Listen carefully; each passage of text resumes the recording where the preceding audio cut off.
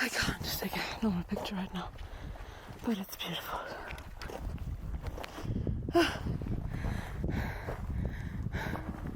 Alter.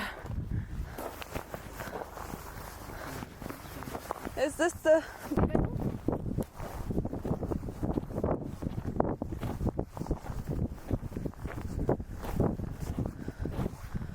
These on.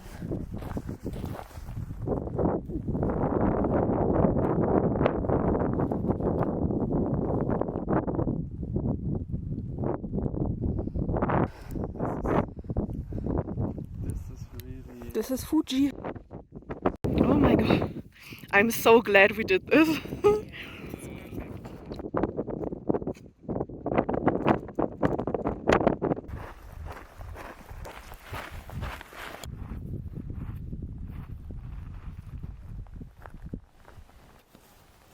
Pebbles.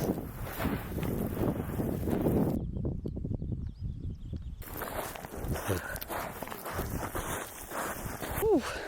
Yeah, going down is definitely harder than going up. And stairs. The shrine! The shrine gates. That's the shrine. Civilization. Oh, nice. People.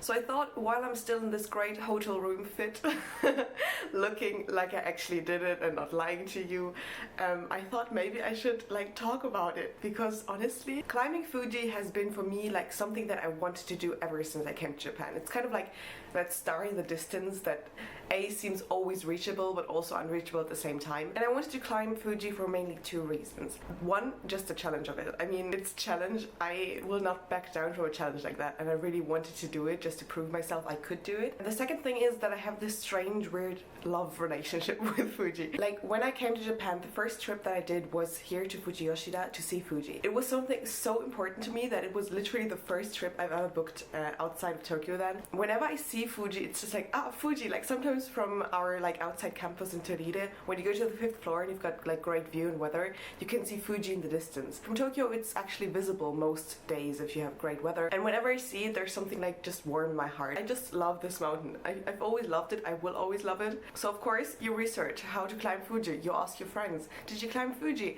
You ask your colleagues. Everybody tells a different story, I feel like. The international community on Reddit, I feel like, was very positive in that anybody could do it, but also they were like the people who were like, sleep in the mountain hut, definitely take your time, beware of the height sickness, which are all valid opinions. I'm not trying to discredit any of them. Oh, it's actually difficult and you should prepare accordingly, and if you bring the wrong shoes, you're fucked in a way, like that kind of story. And then I looked at the Japanese Reddit, my Japanese got good enough, and the Japanese people have a whole different like opinion of Fuji, because they were all like, oh yeah, can I climb Fuji in Crocs actually? Or, oh yeah, I went there after work in my business suit and just climbed the mountain. And I was like, okay, so apparently it's doable. And then of course you always hear the stories of grandparents and children climbing the mountain. So I was like, okay, I will definitely get to the top. Way up, I would say, somebody asked me like, what's the difficulty you would say? And I would say it's like an 8 out of 10. Or maybe a 7 out of 10 to go to the top. It wasn't vastly difficult, but there were parts where you really had to like climb, or at least I had to climb because I'm a small person. I had a friend who had like long legs and he was just like walking up those climbing rocks in a way, but I was just like hanging there trying to get up. That was the hardest part. Between the 7th and the 8th station, there's this long stretch of just like rock that you climb in a way. That was, for me, the hardest part, definitely. And I felt like after that it got ever harder, because obviously you get less oxygen in the air as well, and you get steeper and steeper. But I would also say that after the 9th station, you really see the finish line, and it gives you a boost. I should also mention that we did the easiest route, which was the Fuji Yoshida route, I think. Gonna look at that again and write it here on the screen which route we did, but it was the easiest route. Still, the easiest route was hard, but yes, we did also see grandparents on that track. Honestly, that's a goal for me. If I can become a grandma who can climb Fuji, then I I don't think I will become a grandma that climbs Fuji. I always say you need to take your time with the height as well. We were actually in a rush to get to the last bus, so we didn't have time, and we kind of made it in like a quick succession. There was never a time other than at the 7th station where we took like a longer break than 5 minutes.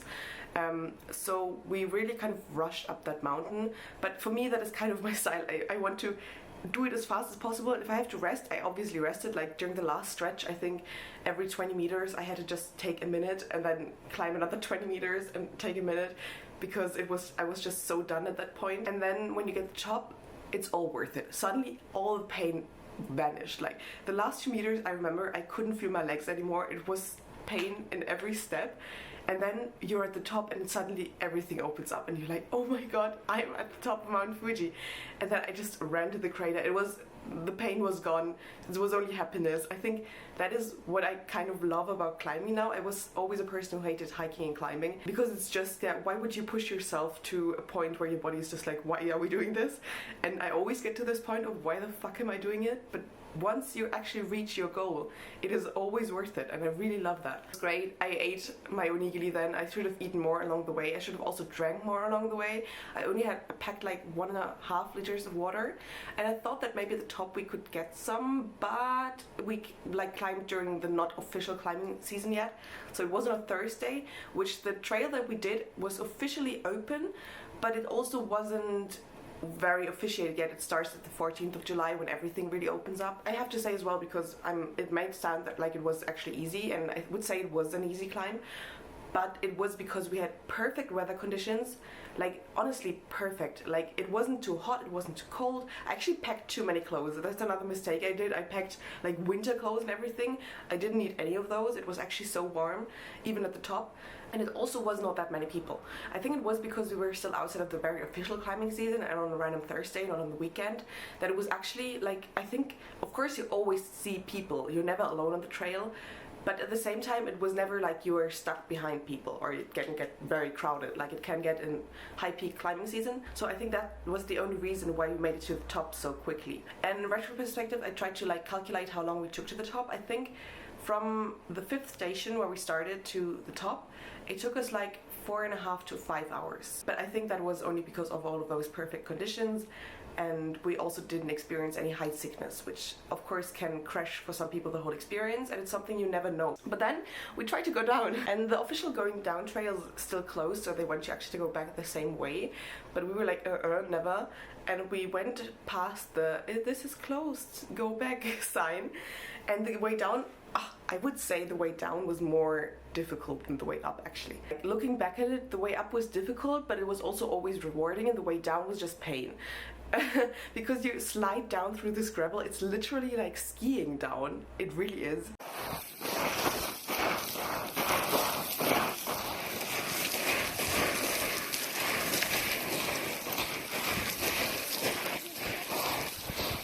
The Subarashi Trail and the Yoshida Trail, which we took, have the same way down until the 8th station, and then you should go the Yoshida route again to get to the 5th station where our bus was we wanted to catch. But we did the dumb thing and didn't go the Yoshida route and thought that the Subarashi Trail would also lead us to the same spot, because we were like, wasn't the bus stop called something with S or something? Bad decision. I remember my friend that we also took, she was like walking backwards in the end because her knees were so fucked. And when we got to the end, it was like 6 o'clock. We actually only took 3 hours to get to the end. But there was nothing there other than like 2 small grandmas running a shop, and they helped us call a taxi because we were just like, oh god, we need to get to the station, we can't do this. In the end, the taxi actually wasn't that expensive, and also we got down pretty fast considering everything still. But if we had gone the Yoshida route, we might have gotten the bus, which was A, more less expensive, B, we could have gone to the gift shops and actually got something. Instead we were just like graveling down a fucking mountain. My shoes at every point were the half of the mountain in them. Today when I came to my hotel, I did this and it was just half of the mountain came out. But yeah, thanks to them Japanese nice ladies, they called us a taxi and we made it home. So I guess everything turned out right in the end. I can now say that I climbed the highest mountain in Japan. I climbed Mount Fuji and I'm so happy, and next time I'm gonna do the Gotemba route. No. If I get the chance again, I would definitely do it again, and I would recommend the climb to anybody who feels up for it. But I also think you really need to go in with the right mindset. I was really prepared. I looked at so many things and still we went the wrong way, so you can never be over prepared. And I also was like, I didn't wear the perfect shoes, but I was really like, okay, the sunscreen, the weather, the food, enough water. I was half prepared on everything. I didn't have enough water in the end. I only brought 1.5 liters. I think I should have brought 2. That would have been perfect. But you also have to carry the water, of course, so you need to like figure out what's worth more. But yeah, I think anybody who really wants to do it can do it. I saw so many people doing it that day, all in different conditions, ages, whatever. And I think it's really just, you need to push through and take your time if you are not physically super fit or anything. And I wouldn't say I'm the physically super fittest, because even though I go to the gym, I have no endurance whatsoever, so that is what killed me in the end. But yeah, I think if you dream it, you can do it. It was great. It wasn't the sunrise hike, but I wouldn't trade it for the world, honestly. Thank you for listening to me looking like this. I'm still dead. This night I dreamed that Mount Fuji erupted, but it didn't erupt, so we're good. Anyway, thank you so much for watching this video, watching me tackle this dream of mine still. My first ever trip was to this city, and my last ever trip apparently is now to this city. So yeah, love you Fuji. Please marry me. Okay, bye.